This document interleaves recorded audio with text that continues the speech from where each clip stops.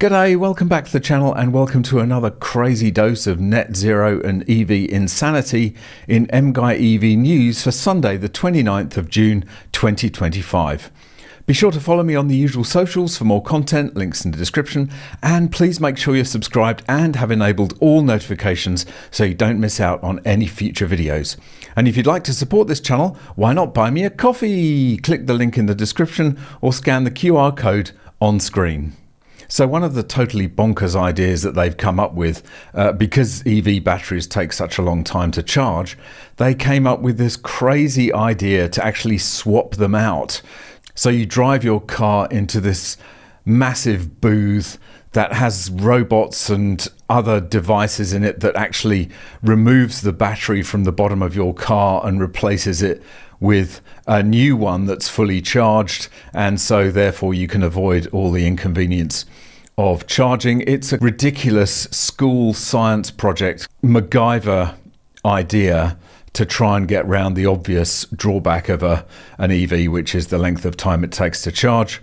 It's fine for a one-off or a small-scale project, but as soon as you try to scale this up, it's ridiculous. It can only be done in small projects, and Stellantis, they're trying exactly this for a fleet of Fiat 500s in Madrid. Starts battery swapping. Stellantis, through its free-to-move car-sharing service, is partnering with US tech company Ampol to introduce battery swapping technology in Madrid as they seek to win over consumers by offering a faster alternative to plugging into a charger. The partners have opened a battery swapping station in Madrid and are offering the service to a fleet of 40 Fiat 500e vehicles in Stellantis car-sharing program. It takes 5 minutes for a full charge, well, a battery swap is what they mean, at an Ampol station, which free-to-move drivers can find with their mobile app. Boosted by a, wait for it, €9.8 million grant from the Spanish government, that's the Spanish taxpayers, Ampol plans to introduce several more battery swapping stations across the Spanish capital and expand the fleet to 100 Fiat 500e models over the next couple of months, Ampol President John de Souza told Automotive News Europe. More battery swapping stations in other Spanish cities and elsewhere in Europe will follow soon, he said, declining to say how many and where. He did say, however, that Ampol will add a battery swapping station in Tokyo in the fourth quarter of this year. Well, as I said, these things work very well in small-scale projects, but they cannot and will never be scaled up to general use. It's great for a few dozen cars like this, 40 or 100, but they've all got to be exactly the same. Obviously, all the cars have to have exactly the same battery connection. They're never going to be able to standardize this across all the EV manufacturers. It's only going to be limited, very limited use. It's more like a junior school science project than something that can be genuinely scaled to alleviate charging delays. And for true petrol heads amongst us, this will be very sad news. Lotus, a very small production volume sports car manufacturer from the UK, has been going for 60 years in the same place, and thanks to electrification and being bought out by a Chinese company, they're now probably going to close that factory in England. As the headline reads, Lotus's UK factory threatened with closure by Chinese owner. Shutdown of plant in Norfolk after 60 years would threaten 1,300 jobs. The Chinese owner of Lotus is threatening to close the sports car maker's historic British factory after nearly 60 years of production. Geely, which has owned a controlling stake in the marque since 2017, is understood to be considering shutting the plant in Hethel, Norfolk, as it simultaneously eyes a new site in the US. It would mean the loss of 1,300 local jobs and deal a fresh blow to British car making, following similar closures by Vauxhall owner Stellantis, Ford and Honda in recent years. The threat has echoes of the attempt by China-based Yingye Group to close the blast furnaces at British Steel's plant in Scunthorpe earlier this year, a move that prompted the government to swoop in and take control of the business. On Friday evening, a spokesman for Lotus declined to comment on rumours and speculation. Well, I think we know what's going to happen there. Again, this is part of the massive switch of European car making, the outsourcing of European car making to China. Most of these European brands, or a lot of them, are now owned by Chinese companies, and they don't give a toss about legendary brands like Lotus. Well, unless they're making money, that is. And Lotus's latest electric foray has been a complete disaster, and no one's going to be buying that in a hurry. So yeah, very sad. And this is a really shocking story. Another close shave in a Cybertruck. A very close escape for this poor guy, who got into a crash through no fault of his own, because it seems that the steering on the Cybertruck decided not to work. He tried to pull over to the side of the road, couldn't steer, ended up crashing into a tree and couldn't get out. I'm panicking. USC's Elijah Arenas recounts harrowing escape from Cybertruck crash. When Elijah Arenas opened his eyes minutes after his Tesla Cybertruck struck a tree one morning this past April, the 5-star Chatsworth High hoops phenom wasn't sure where he was or how he'd gotten there. His initial disoriented thought was he'd woken up at home, but as he regained consciousness, Arena felt the seatbelt wrapped tightly round his waist. He noticed the Live 360 app on his phone beeping. Outside the car, he could hear crackling sounds like a campfire. Then he felt the heat like a sauna cranked to its highest setting. The passenger side of the dashboard, Arenas could see, was already engulfed in flames. Smoke was filling the car's front cabin. He could no longer see out of the windows. Arenas reached for his iPhone, intent on using his digital key to escape, only to find the Tesla app had locked him out. Panic started to set in. I tried to open the door, Arenas said, and the door isn't opening. Well, I'll leave a link in the description to all these articles. Go and read this one for yourself. It's a lengthy one, but just a shocking story.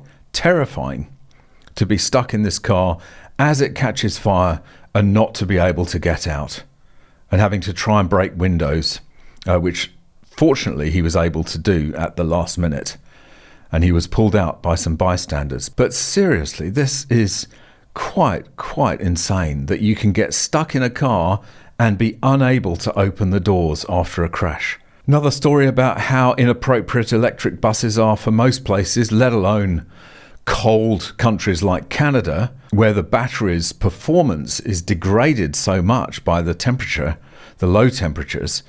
And again, following on for what I said yesterday, there's no level playing field in these things. If Edmonton or wherever was able to choose the best vehicle for the job, it would have just chosen diesel buses because they work in cold weather. You get free heat from a diesel engine, which you don't get from a battery electric fleet. And here we are, they're in a complete mess again because they're all failing. Edmonton's fleet of electric buses failing amid manufacturers' bankruptcy proceedings. Problems with Proterra buses have cost the city more than $1 million, court documents. In the summer of 2020, Don Iveson, then Edmonton's mayor, announced that electric buses were being deployed by the city's transit service. During a news conference at the Kathleen Andrews Transit Garage, Iveson said the new buses were quiet, super efficient, and particularly efficient financially. Though they cost more upfront, upwards of $1 million each, they were to be about 30% less expensive to service and maintain than diesel buses. That's just nonsense. 3 years later, most of the city's 60 electric buses aren't fit to be on the roads. And complicating the situation is the fact that manufacturer is in bankruptcy proceedings in the United States. More than half of Edmonton's electric buses need replacement parts, according to Lee McCabe, a maintenance representative with the Amalgamated Transit Union Local 569 and a heavy equipment technician who has worked on the electric buses. We've had some that have been down for over a year waiting for parts, he said. Again, why would you buy these things if you wanted to just buy efficient, reliable buses for your poor, long-suffering commuters? The reason is it's net zero madness that forces these electric buses onto unwilling councils. They try and dress it up in, we're doing great things for the environment. It's a good idea that we're buying electric buses, but as you can see, This is the kind of disastrous outcome you get, especially in a country like Canada where it's freezing cold and the batteries don't work.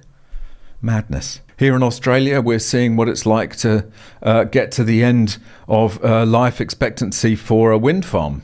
It's been going for about 20 plus, a little bit over 20 years, 25 years, and now they've got to tear it down because it's not worth repairing. Nobody thinks about the environmental damage that wind farms and solar panels cause.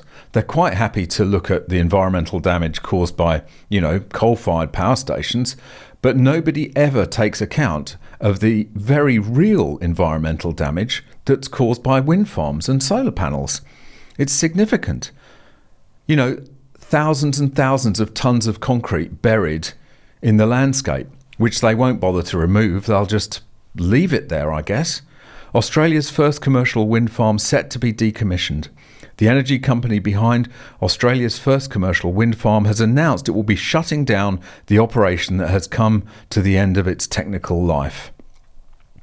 Australia's first commercial wind farm is set to be decommissioned after nearly 25 years in operation. It sounds a lot, but compared to a coal-fired or nuclear power station that can last 60 or 80 years, it ain't very much at all. Renewable energy company Pacific Blue announced the Codrington wind farm, located near Port Fairy in southwestern Victoria, is said to be decommissioned as it is approaching the end of its technical life. At this stage, Pacific Blue is not pursuing a repowering option for Codrington, a statement from the company said.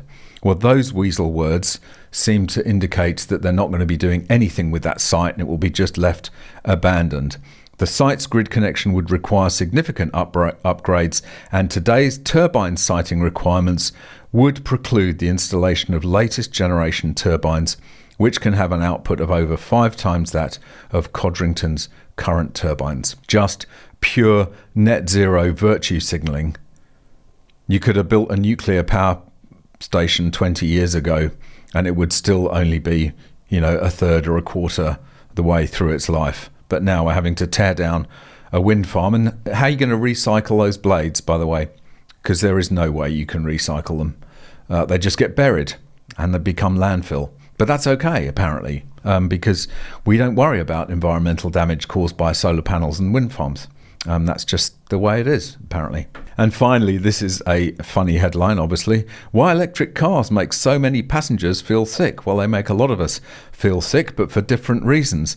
I did a story about this ages ago when it was first news that regen braking, because of the nature of regen braking, it tends to upset your vestibular organs and make you feel a bit motion sick.